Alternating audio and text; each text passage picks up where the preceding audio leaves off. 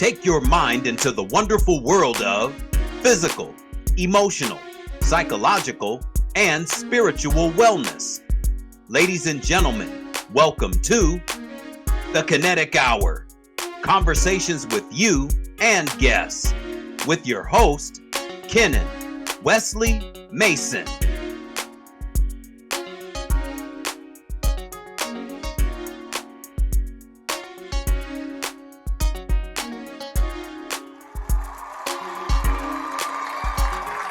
Please raise your right hand and repeat after me. I, Donald John Trump, do solemnly swear I, Donald John Trump, do solemnly swear that I will faithfully execute that I will faithfully execute the office of President of the United States the office of President of the United States and will, to the best of my ability, and will, to the best of my ability, preserve, protect, and defend preserve, protect, and defend the Constitution of the United States. the Constitution of the United States. So help me God. So help me God. Congratulations, Mr. President.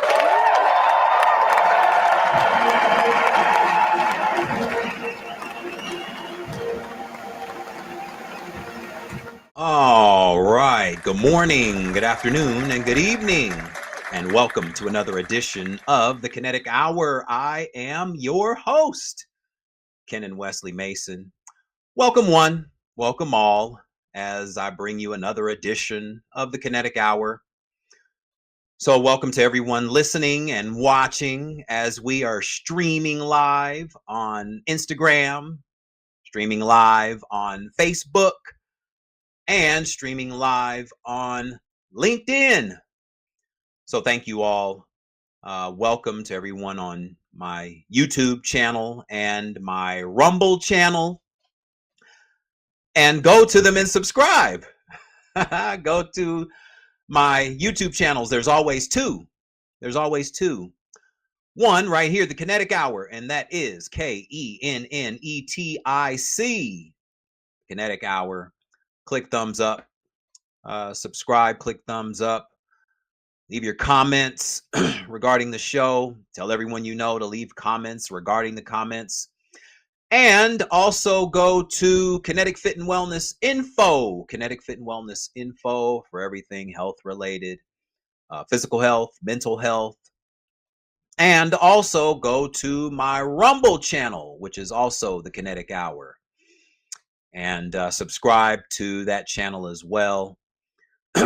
Welcome to everyone, whether it's one person, as I always say, whether it's one person or 1,000 people watching, my voice will always permeate. And where do I go first? As you saw in the clip there at the top of the show, we officially have a new president. As the Donald, as I always call him, gets sworn in, or was sworn in, this past Monday. And so congratulations to him and to J.D. Vance for becoming the vice president as well. So there's a few things that I want to point out.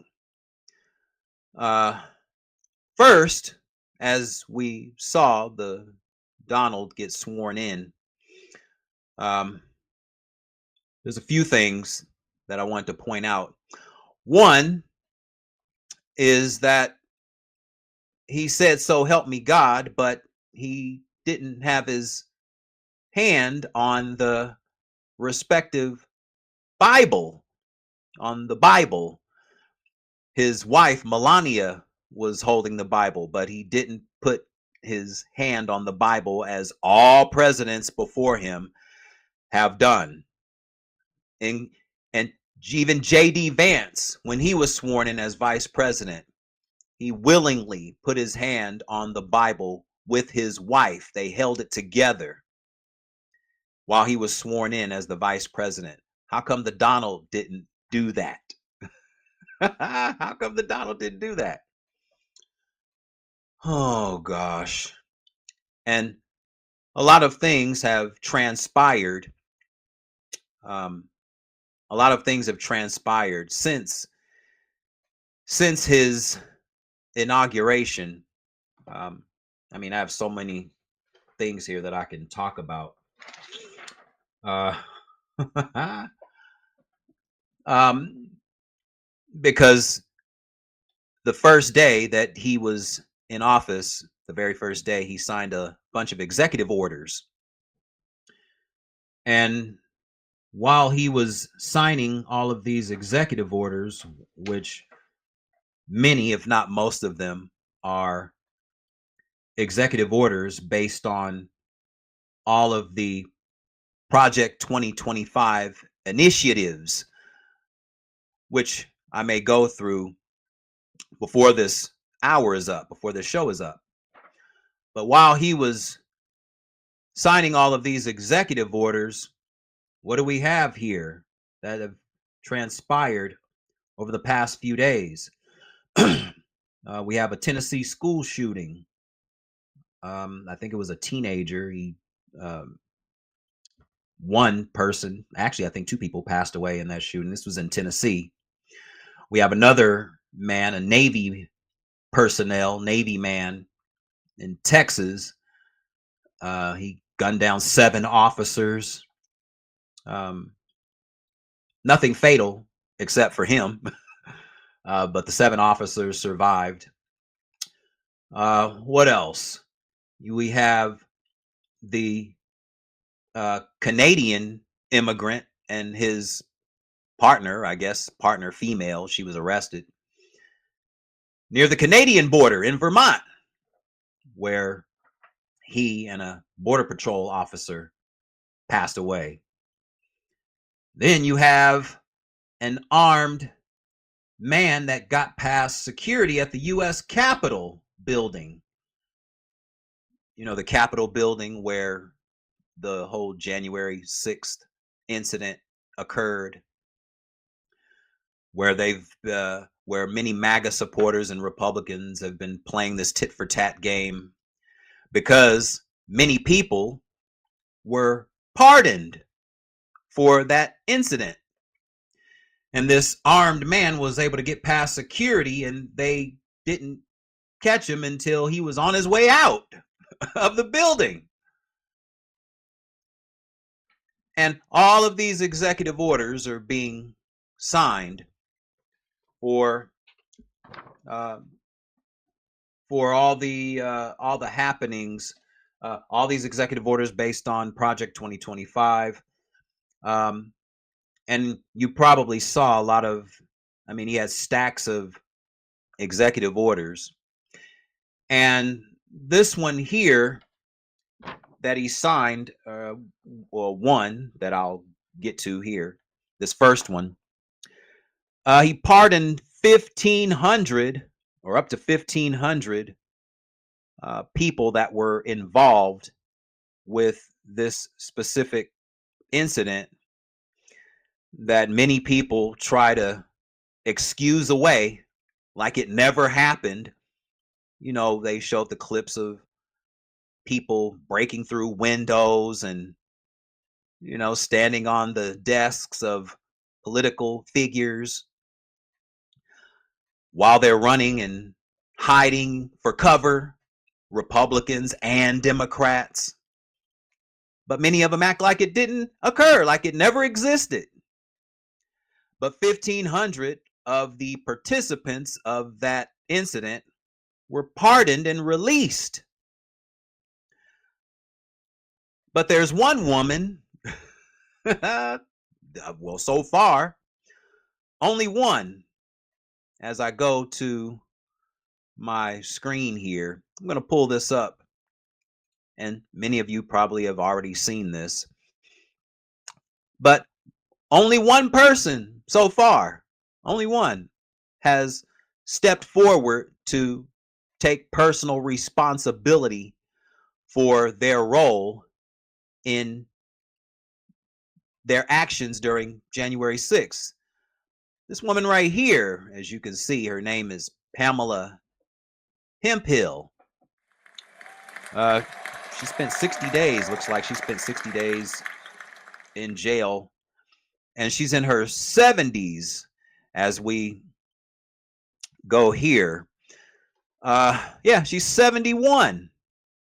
While some have praised Donald Trump for issuing full, complete, and unconditional pardons for the 1,500 individuals involved in the January 6th attack on the U.S. Capitol, Pamela Hemphill has pushed back. And she says right here, quote, "It's an insult to the Capitol police officers and to the rule of law and to the nation.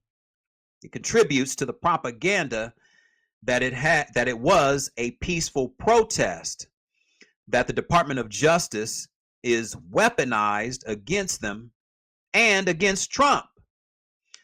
And so she took full responsibility for her activity. As she said, she was actually saved by one of the officers. Not all the people that were participating in destroying a U.S. federal Capitol building.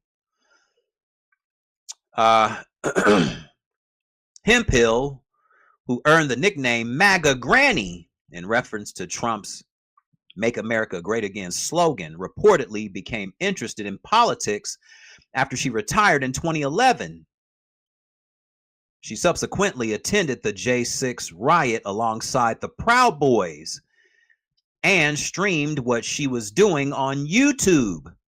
She pleaded guilty in January of 2022 and was sentenced to 60 days in prison and 3 years of probation. So she took full responsibility.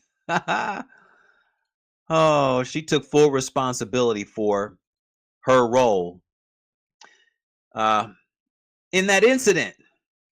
Now, where are the other 1,499 people? Because many of them haven't taken responsibility, right? Where's the guy with the guy that had the horns? Where's he? Remember, he was the one that was complaining about how he wasn't getting organic food while he was in prison. Where's he? And we know that one of the other participants that was released, he was invited to one of the he was invited to the Capitol building in representation with some of the Republican representatives. He was there at the Dunkin' Donuts. Oh gosh. So how much responsibility are they taking for their role in what many people call the violent attack on not only a U.S. Capitol building, but on federal police officers as well, who some were brutally beaten, and we've seen them do interviews on different networks.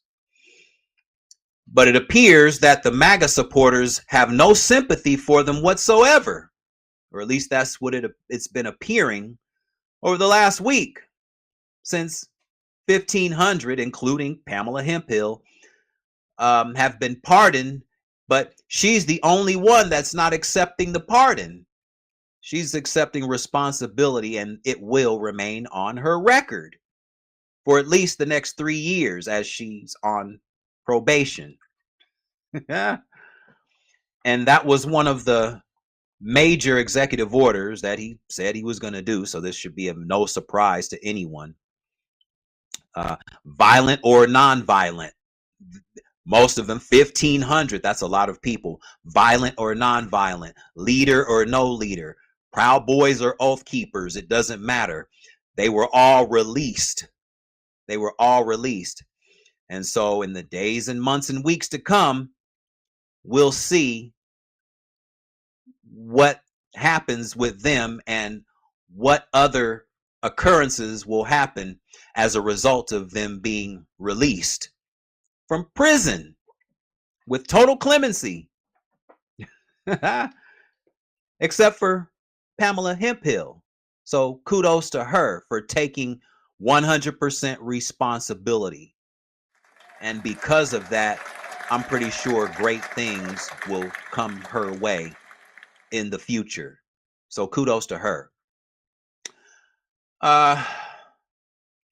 Another thing that I'm going to bring up next, as a lot of things have been going on here since his inauguration. Um, we'll go here next. I'm going to play a clip here. It's about 3 minutes long, but I'm going to play it because it's very significant. Take a listen to this. And with the stroke of a pen, millions of federal employees working for diversity, equity, and inclusion, or DEI, are on paid leave now, and their futures are uncertain. Just one more win for President Trump's war on woke.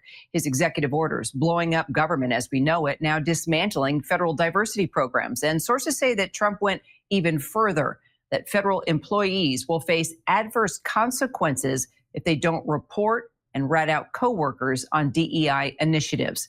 For more on the impact of this order, let's bring in Professor David Canton. He's the director of the African American Studies program at the University of Florida. Good to see you, Professor Canton. You know, it's not just Trump, but companies, universities, including your university, have done away with DEI. What's behind this backlash? Well, thank you. Thank you for having me. Obviously, the backlash is behind years of misinformation about diversity, equity, inclusion, and affirmative action. The reality is we know that affirmative action has benefited white women the most and other marginalized groups. But there's a perception that now there's reverse racism, but when you look at the data, you see a whole different story. But unfortunately, people don't look at data. They respond to feelings, misperception, and emotion.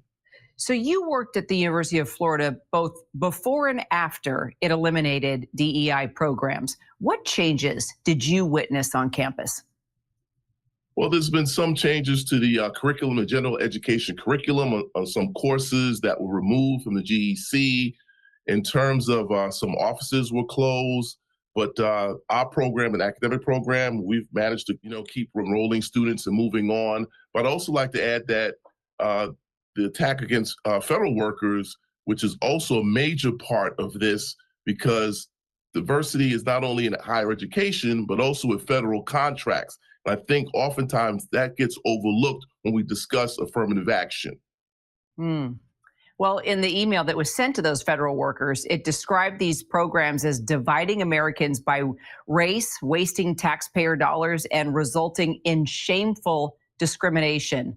Why do you disagree with that? Because, right, so another myth. So again, the argument is that white people are facing discrimination and being discriminated against. When we look at the data, this country spends $759 billion in federal contracts. African Americans, who are 14% of the population, gets 1.7%, or $13 billion out of $759 billion. So what we're saying now, by removing these laws based on meritocracy, Black contractors will get more money, but the reality is that's not going to happen, because we know that historically, most white large businesses are going to hire their friends, which usually tend to be white. So now we're going back to where we were pre-1965. And you're in contact with federal workers who will be impacted by this order. What are you hearing from them? What are they telling you? Well, there's some who work from home who may have purchased a home further outside of DC because it's affordable. Now they're concerned in terms of cost getting to and from work. There are obviously minority contractors now who are concerned if they don't get the contracts, they have to lay people off. So you're going to see a big impact in terms of African-American unemployment numbers may increase. And not because they don't want to work, it's because of these policies that are being put forth by the administration. Professor Canton, appreciate your insight. Thank you. All right. So, as I come back here, so as you just heard there, the professor, diversity, equity, and inclusion have been eliminated, or a lot of corporations have eliminated that from their programs. So I'm going to bring this up here. Let's see here. Yes, we're going to go here. So what companies, as we see the headline here, DEI under fire. And this, as just as of yesterday, another corporation has decided to roll back their diversity plans. As you see the headline, Costco rolls back diversity plan, or Target rolls back diversity plans as Costco keeps them. Here's the list of major companies dropping diversity, equity, and inclusion. And I have this list right here, as Target was just added. But other corporations, and many of you have probably already seen this. So we have Target, we have the Federal Bureau of Investigation. We also have Walmart, which should be no surprise to anyone with Walmart. Who else do we have here? Walmart, McDonald's Corporation. McDonald's, Ronald McDonald. Ronald McDonald chose not to continue with diversity, equity, and inclusion. Molson Coors. Molson Coors, the Coors Beer Company. Coors, Ford Motor Company. The Ford people, the Ford plant, the people that make the cars every day. They put the cars together. Ford Motor Company. Amazon, which should be no surprise, as we saw Jeff Bezos and his wife at the inauguration. Meta, which again should be no surprise again. Who else? John Deere. John Deere, John Deere with the tractors and the tractors and that cut your grass, these big machines that cut the grass in these fields. Lowe's, hardware store and lumber, Lowe's, which is the competition to Home Depot. Harley Davidson, another corporation that decided to stop DEI programs. Brown-Forman, the manufacturers of Jack Daniels whiskey, they've taken out DEI programs. And Tractor Supply Company. So those are the companies, as you see here, a bunch of companies that we see that have rid themselves of having to be diverse with equity and inclusion to new employees. There's Target, which is a huge disappointment. But at the same time, this is the operation of many corporations, folding under corporate pressure because they don't have an allegiance. And I've said this over and over and over again. Most corporations, they don't have an allegiance to their customers. Their allegiance is to the shareholders, not you. They have a fiduciary responsibility to the shareholders. As I come out of here, they have a fiduciary responsibility to the shareholders, which I've said time and time again on this show. Now, some of the corporations that, as it stands right now, that are keeping their diversity, equity, and inclusion platform, Costco, as was mentioned in the headline, Microsoft, Apple, Pinterest, JP Morgan, Goldman Sachs, and Lululemon. They've all decided to keep their diversity, equity, and inclusion program. And some of you may have seen in New York, unless you watch MSNBC, you're hardly going to see this man these days. But the Reverend Al Sharpton was at one of the Costco's in Harlem in support, and he had a bunch of people there in support of their decision, and I guess in thanks to the shareholders, because they made a decision that they're not going to bend and fold because they have some type of feeling towards their, not only their customers, but to the employees as well. The employees that, because Costco is a wholesale grocery outlet, wholesale, not only a grocery outlet, but they sell other items. They sell clothes and all kind of other stuff. And personally, I love Costco. You know, they have a lot of great produce there. They have a lot of great products, and their prices are very reasonable.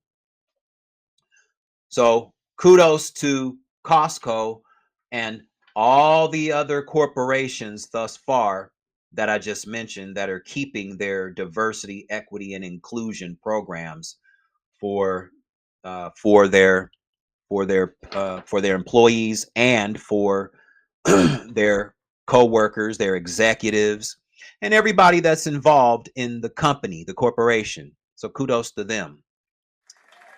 Next, another thing that's on the table is he's going to declassify the documents on what happened to John F. Kennedy, Robert F. Kennedy, and Dr. Martin Luther King Jr. Now, why he's making this an executive order, I don't know, unless Robert Kennedy proposed it to him to put it on the table as an executive order.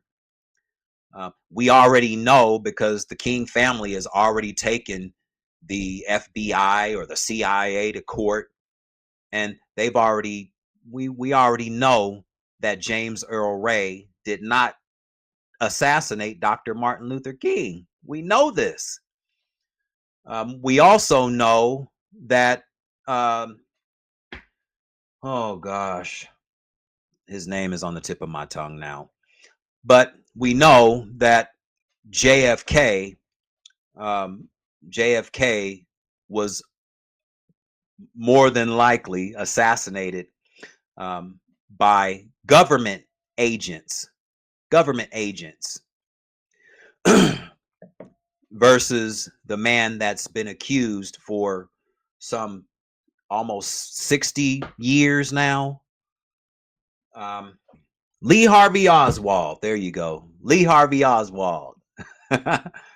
Because he was accused of assassinating John Kennedy in 1963. But just 2 days later, he was assassinated by mafia member Jack Ruby on national television in front of the whole world, in front of all of America. He was assassinated.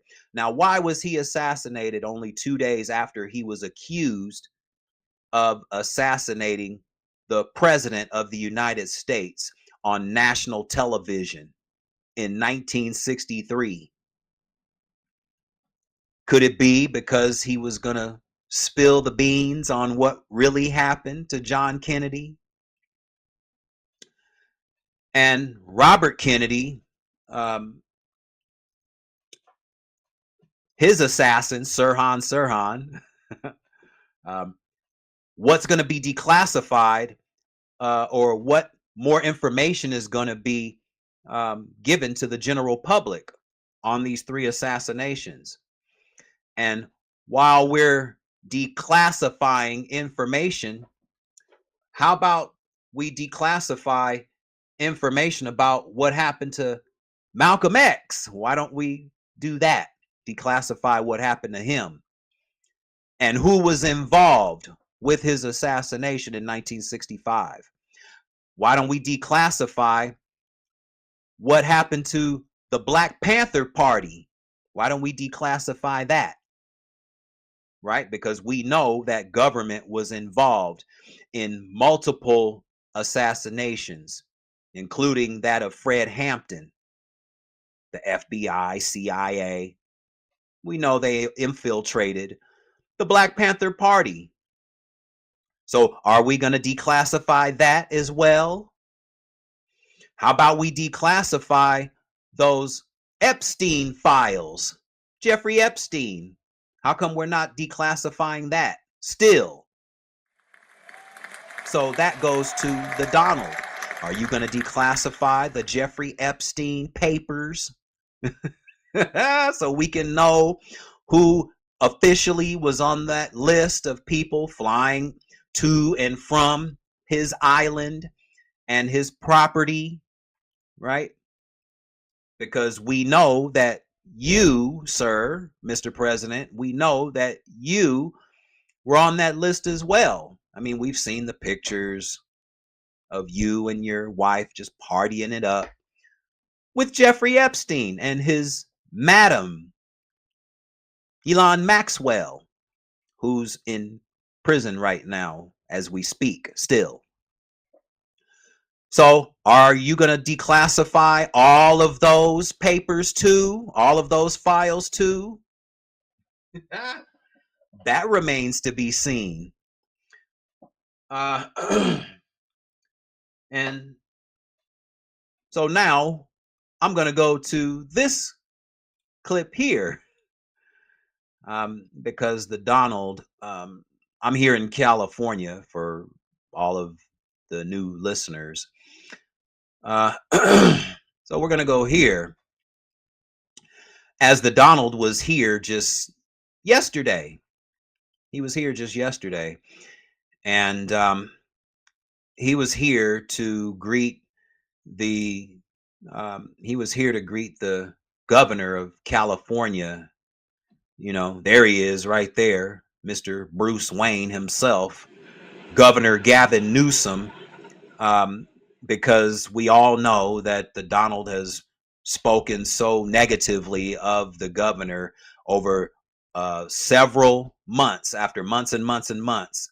And here you see Gavin Newsom, and the Donald didn't even realize that he was going to be there. Caught him off guard. And there you see him giving a friendly welcome kiss to Melania. I mean, it's the Donald can't even get that close to his own wife. Remember, she wore that big hat during the inauguration, and they had to give an air kiss, right? But the governor of California, he got one from the first lady. So there you see the Donald, and he's here.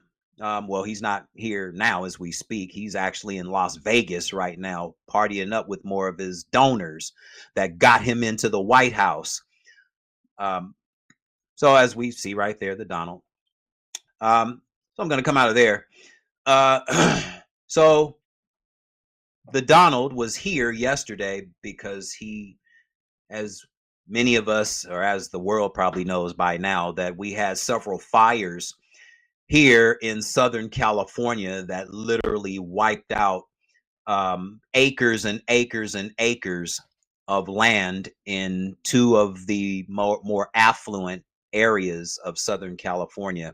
One being the Pacific Palisades, which he spent a lot of time in, and had a meeting there with a lot of representatives of California and the mayor of Los Angeles as well, Karen Bass. And it was about an hour conference. It was only supposed to last for 30 minutes, but we know how the Donalds, once he gets going, he's, he can go on for hours. And so the the meeting lasted, I think, for maybe an hour and 15 minutes, maybe. But he made the claim that we are going to get the help that we needed. But he only went to one specific area that was inflamed to a crisp. How come he didn't go to Altadena, where black people live? How come he didn't go there? Remember, the Donald said he's done more for black people than any other president that's ever lived since 1789. But he didn't go to visit anyone in Altadena, where black folks live, because their community was burned to a crisp as well. How come he didn't go there? No, it was the other Batman that I call him, Benjamin Crump. He was there. So why don't you go there, Mr. President, Altadena, and tell them that they're going to be okay too? I'm sure they would like to hear that from you. You're the president. Why don't you go there as well and make them feel comfortable? Give them some comfort as well.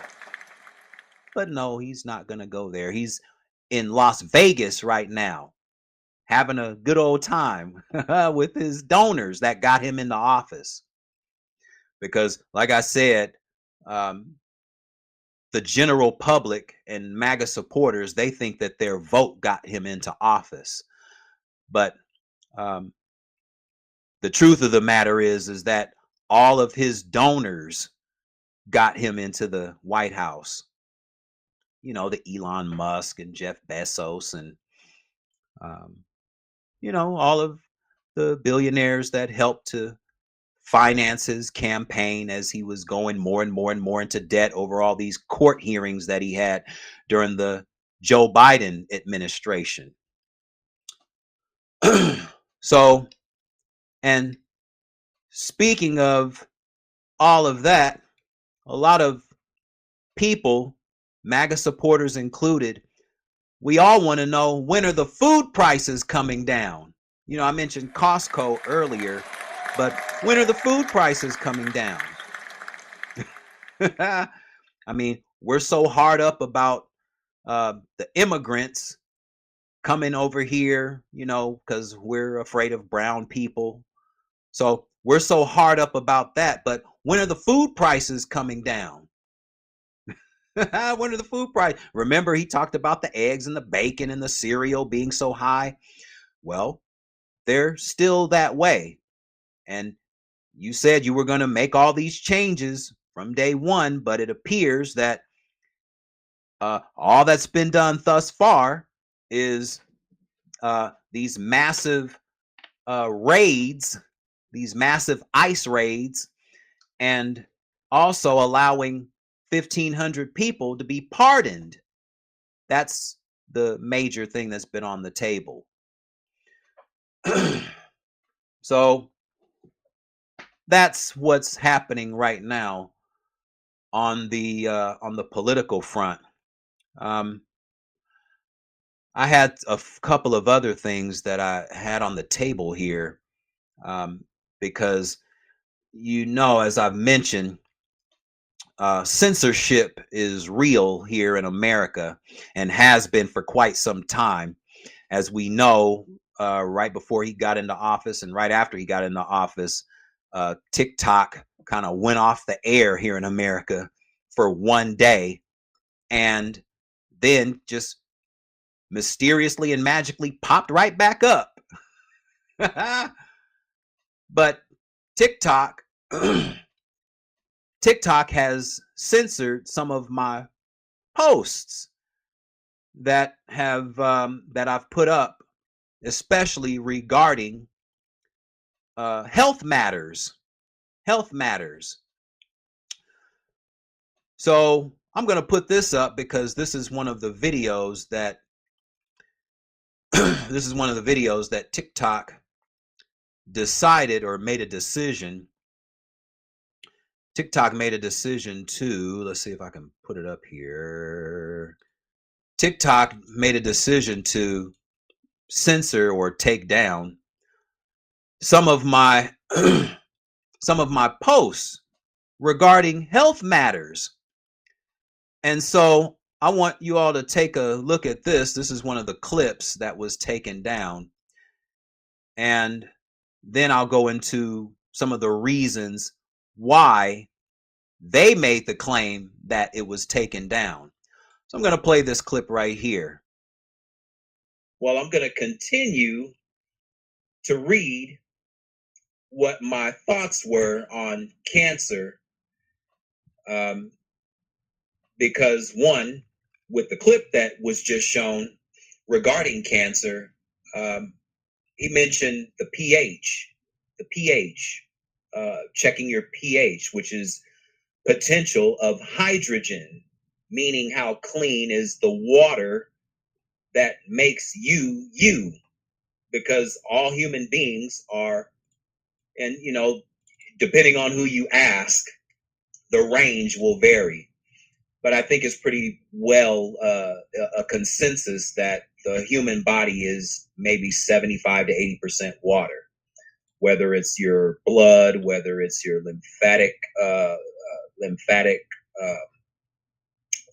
fluid, whether it's all the water that creates the mist that comes out of your breath when you breathe. We live in a water world. I mean, everything about us and nature is about water. So your potential of hydrogen, whether you are alkaline or acidic. And I had some strips. I don't have it anymore, but I do have the chart that came with it, and I'll just put it up here close to the camera so people can see. Now, right here, you have what he was referring to in the dark area. You have, if you're in the dark area, that means you are highly in the alkaline range. Now, as you can see, from the bottom heading towards the top, it gets lighter and lighter and lighter, all the way to where you see the pH level is now at a 5.5, which means that your body is highly acidic, meaning that if your body is highly acidic, or what we call acidosis, then your body is wide open for the potentials of illness, including that of cancer, no matter where it shows up in the body, cancer. And knowing what your pH level is can be a great indicator that illness may be lurking, depending on your pH, how alkaline you are versus how acidic you are. And being human beings, we have to have a very delicate balance. That's why I loved when he said that there is no, when you're extreme, every extreme is wrong. For the hardcore vegans, the hardcore vegetarians, right? Even the hardcore carnivores, right? So it's about creating a delicate balance for yourself so the body can stay in harmony, or what we call homeostasis, so you can live beyond 100 years. I mean, this is the natural nature of the human body, and there's no disputing it. All right. So, as you just witnessed that, TikTok, TikTok decided to take that down. And so here's what they sent to me. So as we see here, I'll just bring it up a little more so we can all see loud and clear. So this is from my show that I did. Obviously, it's about cancer. Misinformation for misinformation in the global community, it is natural for people to have different opinions, but we seek to operate on a shared set of facts and reality. We do not allow inaccurate, misleading, or false content that may cause significant harm to individuals or society, regardless of intent. Significant harm includes physical, psychological, or societal harm and property damage. Property damage from that clip that I just showed. So here, and I'm going to bring this up because, again, censorship. So I'm just going to bring this up. So this was my reply. So as it reads, and I'll just bring that one down. As it reads, what did I say that is false or misleading or dangerous to society? All human beings have a pH, or what's called potential of hydrogen. Otto Warburg and Max Planck, and anyone on the planet can look this up. Otto Warburg and Max Planck won Nobel Prizes, proving illness, including cancer, can't live in alkalinity. And this is proven. But little old me here with a little old podcast here, they're telling me that I'm giving you misinformation and that I may be causing harm to society and creating property damage. Property damage. Because I'm bringing truths. This isn't misinformation. All of us have a pH level. What's false and misleading about that? I mean, all of us have a pH balance. You remember those old secret deodorant commercials where they say it's strong enough for a man, but pH balanced for a woman? pH. So where's the misleading information? What did I say that was misleading and false? So what are we calling Otto Warburg and Max Planck, who created the Planck scale? So we're calling them liars now when it comes to health matters. So what are we saying? That their Nobel Prizes are false and misleading? They won Nobel Prizes. I didn't win a Nobel Prize. This is information that they brought to the forefront and won Nobel Prizes for almost 100 years ago now.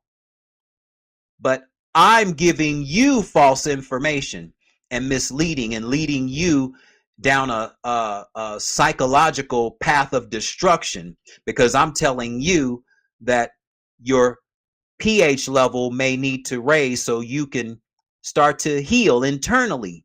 What's false about that? What's false? So this is what we have to contend with. And to Robert Kennedy, what are you going to do? What are you going to do about things like this?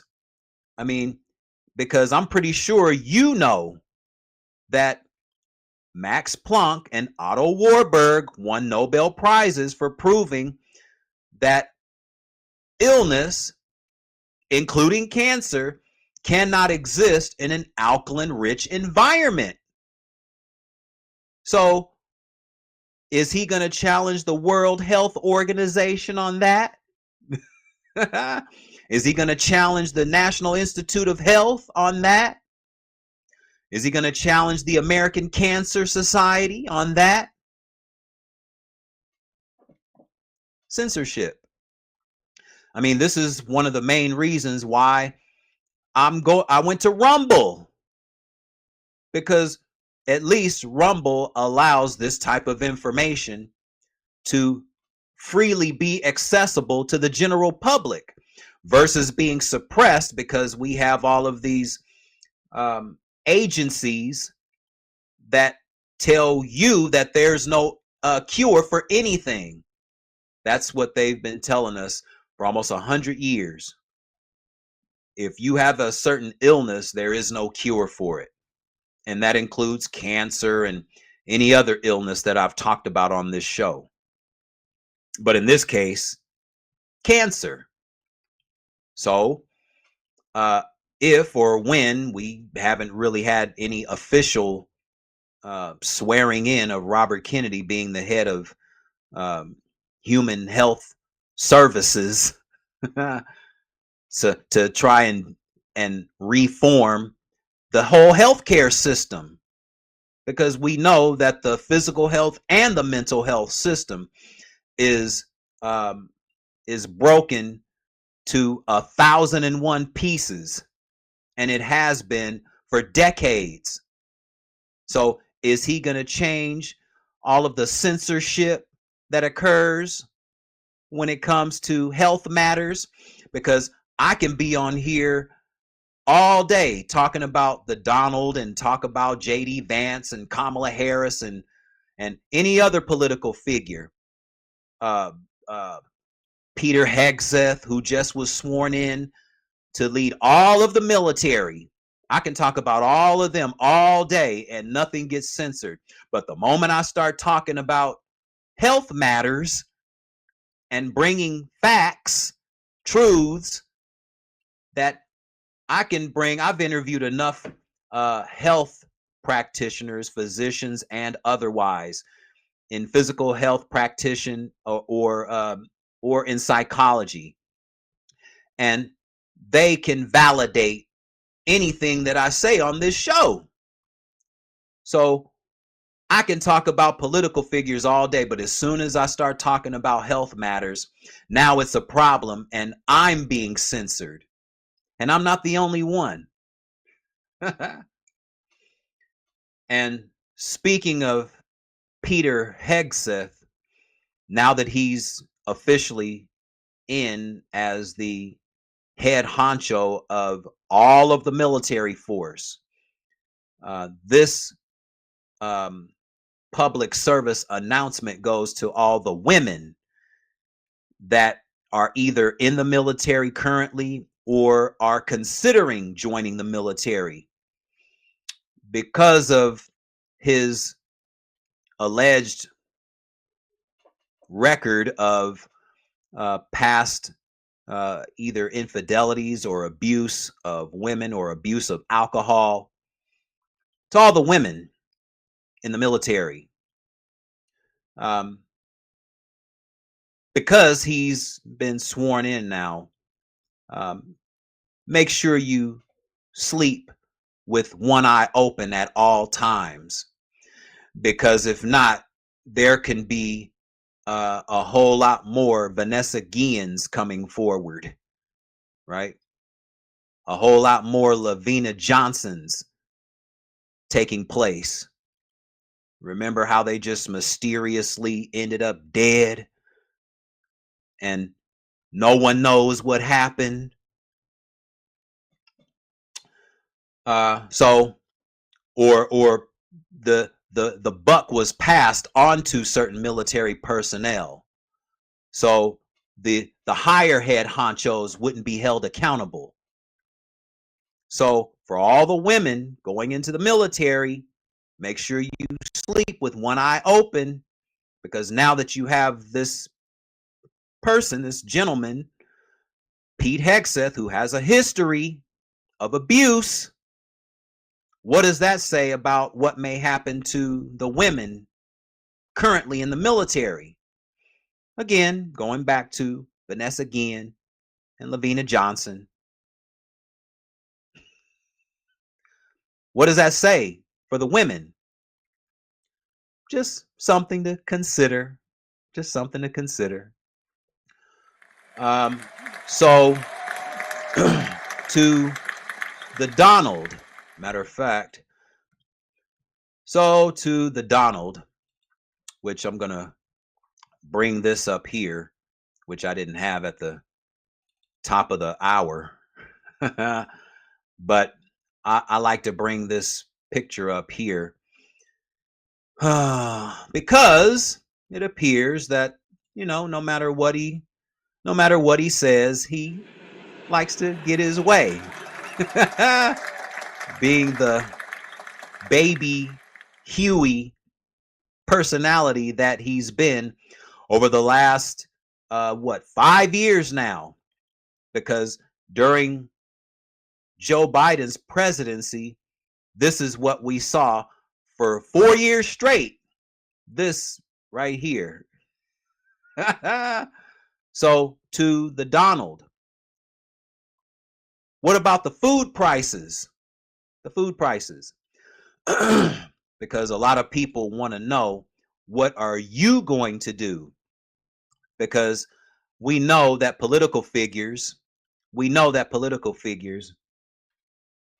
they're not stressing over food prices. As we saw cameras following Kamala Harris and her husband in Brentwood as they were grocery shopping. Now, why are they doing that? I mean, Kamala and Doug Harris, they're irrelevant now. They're irrelevant. Why are we following them around in the grocery store? But I can tell you that they're not worried about grocery prices, because they can afford any grocery price that's put on the table. Whatever price point that it is, they can afford it. Whether they go to Whole Foods, whether they go to Whole Foods, Sprouts, whether they go to Gelson's, because they live in Los Angeles. So they can pay for those price points at any given time. Trader Joe's, they can pay for those price points. But for the average citizen, right, the average Joe and Josephine that have been asking, when are the price of the eggs and the bacon and the cereal coming down? Because that's what he talked about. He's going to reduce the prices. But I still see people complaining about the food prices all over the country. And I'm here in California. And we see people still complaining about food prices. So, to the Donald, when are the food prices coming down? And are you brave enough to go to Altadena to make Black people feel comfortable now that you're in office? Go talk to them and make them feel comfortable, because their homes burned down too. They lost everything too. So if you're the man of your word, saying that you've done more for Black people than any other president in presidential history, why don't you go there and comfort them? As I come out of there. I'll end it right there. I was going to talk about Project 2025. I'll go over that exclusively, possibly on the next show, because it's a long list and it goes along with all these executive orders and just things to look forward to for the next 4 years. As I always say, I'm just going to sit back, because I didn't vote for Donald or Kamala Harris. I didn't vote for J.D. Vance or Tim Walz. Neither one, because I always say that both parties are guilty as charged, because they've been in charge of America since the Civil War. And this is what we get. This is what it's turned into. And people can play the blame game all they want and say everything was Joe Biden's fault, or everything was Kamala Harris's fault, or everything is Donald Trump's fault, or everything is J.D. Vance's fault. You can do that, but just know that as far as they're concerned, they're not thinking about you. They're not thinking about you. Their allegiance is to themselves and their groups or their societies.